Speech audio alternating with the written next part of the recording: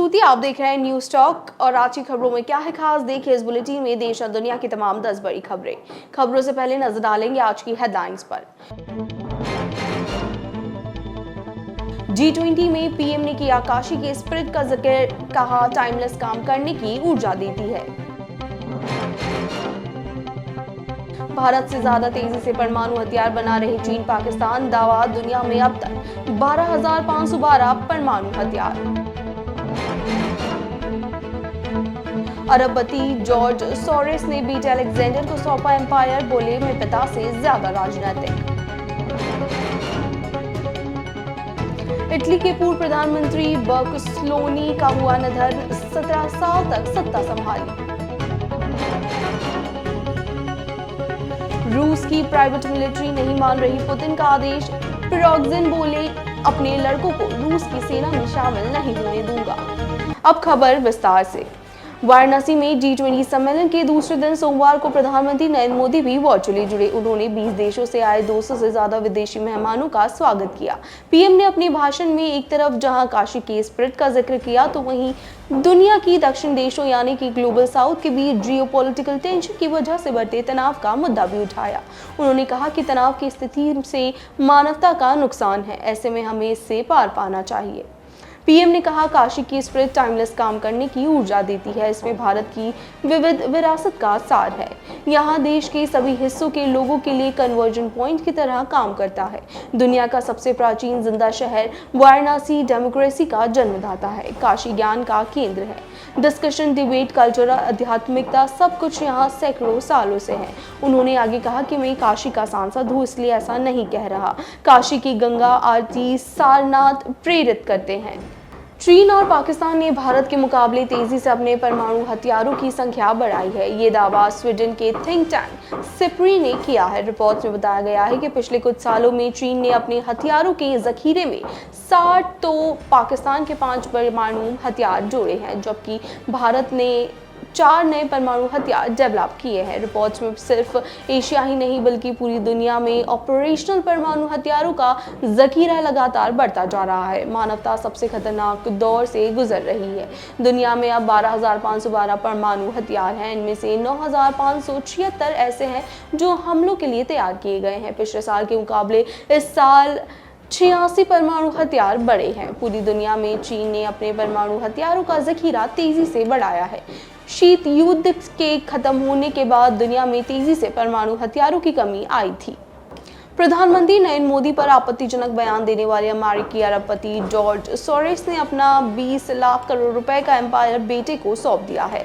अमेरिकी newspaper the wall street journal ने अपनी रिपोर्ट में इसकी जानकारी दी है। बताया गया है कि जॉर्ज सोरेस का सारा एम्पायर अब उनके बेटे अलेक्जेंडर सोरेस के हवाले होगा, जो उनसे भी ज्यादा राजनीतिक है। दरअसल सोरेस अपनी ओपन सोसाइटी फाउंडेशन के जरिए दुनिया के 120 देशों में सालाना 12,000 करोड़ रुपए खर्च करते हैं, जो वहां मानवाधिकारों को लेकर और लोकतंत्र मजबूत करने पर खर्च किए जाते हैं। हालांकि इस सोसाइटी पर दुनिया देशों के लोकतंत्र में दखलंदाजी के आरोप भी लगे हैं। 1994 से 2011 तक इटली के प्राइम मिनिस्टर रहे सिल्वियो का सोमवार को निधन हो गया है। उन्हें 9 साल से ब्लड कैंसर था। इटली में फिलहाल जो सरकार है उनमें सिल्वियो की फोर्जा पार्टी भी सहयोगी है। बर्लुस्कोनी को इटली में मीडिया टाइकॉन भी कहा जाता है। 2017 में उन्होंने दावा किया था कि वो एक बार फिर प्रधानमंत्री बनेंगे। हालांकि उस वक्त उन पर कई सेक्स स्कैंडल्स में शामिल होने के आरोप थे और कुछ गवाह भी सामने आ चुके थे। रूस के रक्षा मंत्रालय ने एक आदेश जारी किया है जिसके तहत यूक्रेन के खिलाफ लड़ रहे सभी रूसी वॉलंटियर्स की टुकड़ी को रूस की सेना में शामिल होना होगा। इसके लिए सभी प्राइवेट मिलिट्री से एक कॉन्ट्रैक्ट साइन करवाया गया है। हालांकि रूस की सबसे बड़ी प्राइवेट मिलिट्री वैगनर ने ये समझौता करने से इनकार कर दिया है। वैगनर के मालिक येवगेनी ने कहा है कि हम रक्षा मंत्रालय के साथ कोई समझौता नहीं करेंगे। प्रिगोजिन ने रूस के डिफेंस मिनिस्टर शोइगु के बारे में कहा है कि वो सेना को ठीक से मैनेज नहीं कर पा रहे हैं। येवगेनी के इस बयान पर अभी तक रूस की किसी भी मंत्री या अधिकारी का जवाब नहीं आया है। ना ही ये स्पष्ट किया गया है कि क्या रूस वैगनर के लड़कों को भी सेना में शामिल करेगी जिन पर मानवाधिकारों के उल्लंघन के आरोप लगे हैं। पाकिस्तान के आतंकी संगठन लश्कर-ए-तैयब ने कश्मीर का मुद्दा अंतर्राष्ट्रीय स्तर पर उठाने की साजिश रची है। खासकर उसने इस मसले को अमेरिका के ही सामने उठाने की कोशिश की है। इसके लिए think tank Pakistan institute for conflict and security studies PICSS की ओर से एक सेमिनार रखा गया है। इसके वक्ताओं में अमेरिका में पाकिस्तानी राजदूत मसूद खान के साथ अमेरिकी दूत और पाकिस्तान के पूर्व कानून मंत्री एडवोकेट अहमर बिलाल सूफी जैसे लोग शामिल है। सेमिनार का आयोजन PICSS का अब्दुल्ला खान है, जो लश्कर-ए-तैयब से जुड़ा रहा है। वह अमेरिका की प्रतिबंधित लोगों की सूची में शामिल है। इसका पता लगते ही अमेरिका दूत माइकल और अमेरिका के पाकिस्तान के राजदूत मसूद ने सेमिनार में हिस्सा लेने से इनकार कर दिया है। चौतरफा मुश्किलों से घिरे पाकिस्तान को रूस ने एक बड़ी राहत दी है। रविवार को पाकिस्तानी प्रधानमंत्री शहबाज शरीफ ने जानकारी दी है कि पाकिस्तान और रूस के बीच हुए नए तेल समझौते के तहत रियासती कच्चे तेल की पहली खेप पाकिस्तान पहुंच गई है। उन्होंने कहा है कि यह पाकिस्तान रूस के रिश्तों में एक नई शुरुआत है। रूस से तेल की पहली खेप मिलने पर खुशी जताते हुए शहबाज शरीफ ने ट्वीट कर कहा, मैंने देश से किया अपना एक वादा पूरा किया है। मुझसे यह बताते हुए खुशी हो रही है कि रियायती रूस कच्चे तेल की पहली खेप कराची पहुंच चुकी है और कल से उसकी निकासी शुरू की जाएगी। शहबाज शरीफ ने लिखा है कि यह पाकिस्तान के लिए परिवर्तन वाला दिन है। हम समृद्धि, आर्थिक विकास, ऊर्जा रक्षा और समर्थ के एक कदम और करीब पहुंच गए हैं। ऑस्ट्रेलिया की न्यू साउथ वेल्स की हंटर वैली में वाइन काउंटिंग ड्राइव पर एक बस पलटने से भीषण हादसा हो गया। इस एक्सीडेंट में 10 लोगों की मौत हो गई, जबकि 11 लोग गंभीर रूप से घायल हो गए। घायलों को हेलीकॉप्टर और सड़क मार्ग से क्षेत्र के अस्पतालों में ले जाया गया। बताया जा रहा है कि बस 40 लोग सवार थे। इस हादसे में 18 यात्रियों को सुरक्षित निकाला गया है। बस से चालक और एक 58 वर्षीय व्यक्ति की हालत ज्यादा गंभीर बताई जा रही है। उन्हें अस्पताल में भर्ती करा दिया गया है। न्यू साउथ वेल्स के ग्रेटा कस्बे में हुए बस हादसे के बाद मौके पर कोहराम मच गया। हादसे की सूचना पुलिस को दी गई। पुलिस ने एक बयान में कहा कि हादसा रात करीब 11:30 बजे के बाद हुआ है। फिलहाल यही माना जा रहा है कि ये हादसा कोहरे की वजह से हुआ है। हालांकि आसपास के एरिया को कवर कर दिया गया है। इस क्षेत्र की किसी को भी आने जाने की इजाजत नहीं है। हालांकि हादसे के सही कारणों का पता लगाने का प्रयास किया जा रहा है।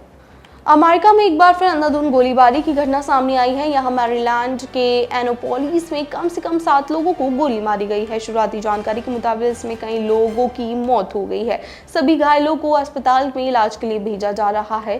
स्थानीय अधिकारियों और गवाहों का कहना है कि मैरीलैंड के एनापोलिस में इमरजेंसी सेवाओं से कम 7 पीड़ितों को गोली लगी है। इनमें से कई लोगों की मौत हो गई है। यह घटना रविवार रात करीब 8 बजे की है, जब एनापोलिस में पेडिगटन पैलेस में 1000 ब्लॉक में कई लोगों को गोली मारने की खबर के बाद अधिकारियों को बुलाया गया था। शुरुआती रिपोर्ट के अनुसार कम से कम 7 लोगों को गोली मारी गई है। इनमें से कोई भी शामिल नहीं है जिसकी घटनास्थल पर मौत हुई है। कई अन्य पीड़ितों को अस्पताल में भर्ती किया जा रहा है। 14 साल की उम्र में किशोरों को कार चलाने का लाइसेंस नहीं मिलता तो कहीं किसी को वोट नहीं दे सकते। इस उम्र में लॉस एंजलिस के कैरन कासी को एलन मस्क की कंपनी स्पेस एक्स में सॉफ्टवेयर इंजीनियर के तौर पर हायर किया गया है। जी हाँ, कैरन ने हाल ही में कंपनी का टेक्निकल, चैलेंजिंग और फन इंटरव्यू क्लियर किया है। इसके बाद उसने यह जॉब ऑफर किया गया है। ये बात अलग है कि वो इस माह के अंत में सेंटा क्लैरा यूनिवर्सिटी से कंप्यूटर इंजीनियरिंग में ग्रेजुएशन पूरी करेगा। आमतौर पर अमेरिका में 22 साल की उम्र में ग्रेजुएशन की डिग्री पूरी होती है। इसी के साथ आज की खबरों में बस इतना ही। देश और दुनिया की तमाम बड़ी खबरें जानने के लिए जुड़े रहिए न्यूज़ टॉक के साथ।